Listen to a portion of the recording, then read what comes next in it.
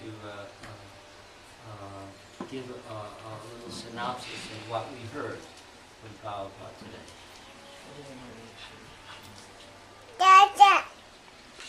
I can give you a synopsis of that. The soul is eternal. You are eternal. And the consciousness of the soul is spread out throughout this body. Spread throughout the body. Right? Throughout the body.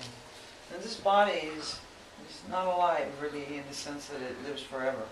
It is alive, only temporary manifestation of movement. Whereas the soul, which goes on forever and ever, is indestructible, cannot be influenced by the material fluctuations and consciousness. How everything changing around you. Okay, the soul is not affected by these things. It is consciously eternal. Always. He gave some like that the body is dead already. The body is basically every spark and every little spark. But the body is dead right now. Is dead. In other words, I perceive it as this is the place, this place that we live in, what we call home, is a place of death and dying continuously. But the body itself, he probably was making the point, is now dead. Is now dead. We have a body right now that is dead. Right. Does that make sense? No. Because we're identifying the body. The body's dead. What's going on? I'm alive. There we go. What is not, the body is dead, is true, but what makes it live or move is the presence of the indestructible soul, which is present by its consciousness. You see? You're conscious, I'm conscious, like that, of your own body, like that. And we're not conscious of each other's body, but we're conscious of our own body. So, if I touch any part of my body, it's there. So the consciousness is spread all over my body because of my presence. Like he gave the example of the driver. The car has so many nice things you see here, and motorcycles, so many nice machines. Unless the driver gets it, what is the value of the motorcycle or the car? There's no value. So without the presence of the indestructible soul or consciousness, the body has no value. And then we see it, and also, because everything has a beginning and end in this world, we see the body will perish. But the thing is that this consciousness is like that. The baby's conscious, and will never ever be for a moment not be conscious, subconscious or unconscious, but consciousness will always be there. If the body is so-called living or dead. It's always dead, but we're always continually being conscious. Now the thing is, if we could bring our consciousness to Krishna, then that's another thing. If we bring our consciousness to Krishna, that's why we chant our Krishna, worship the deities, and read the books of Prabhupada like that, and remember, try to think of Krishna like the form of Krishna with his flute like that, and Radha. And then we can have a body like Krishna. What's the difference between his body and our body? Satchitananda. Satchitananda. What does that mean? Sat means eternality, Chit means knowledge, and Ananda means bliss. Bliss. So bliss can't be counted to this body, because you see, everyone is suffering one thing or another. Don't tell me you're suffering, I will tell you mine.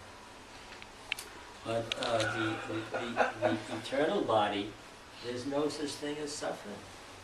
And the body is youthful, and it has form, vigraha, beautiful form, youthful. We never see a picture of Krishna as an old man, or Radharani as old.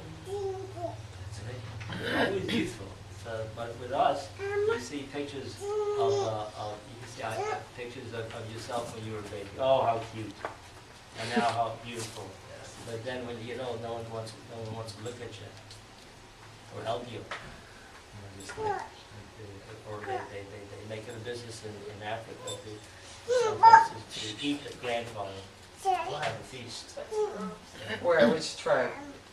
Oh, excuse me. Some of the problems. Stay So inside these- them forever. Sorry, not So these things, in other words, no one cares for old people. They're very much neglected, and old people very fearful. They don't have any care. No one cares for them like that. So it's very important for us to go forward in Krishna consciousness, because when the body gets old, you don't become old, or I don't become old. Okay? And if we're thinking of Krishna, then we understand that this is my real business. So we have to come to that point of always thinking of Krishna. Now, what form of Krishna do you want to think of? There's forms here. There's Jagannath, Baladev, Subhadra. There's Nishinga. There's Nitai, and there's Gaur. And there's the form of Prabhupada, who's also an expansion of Krishna. He's also eternal. So if we place our attention on any of these forms like that, then what do we get? We get an eternal form like that. And don't come back to this world of birth and death and suffering and craziness and madness and so many problems. So, but why is this class so important? Because in order to go forward, we have to understand that we're not the body. But we can't go forward spiritually and understand Krishna until first we at least understand intellectually that we're not this body. And how do we know that we're not the body? By what? How do we know we're not this body? By consciousness. Consciousness. You see, in other words, that's a symptom. And that consciousness is eternal.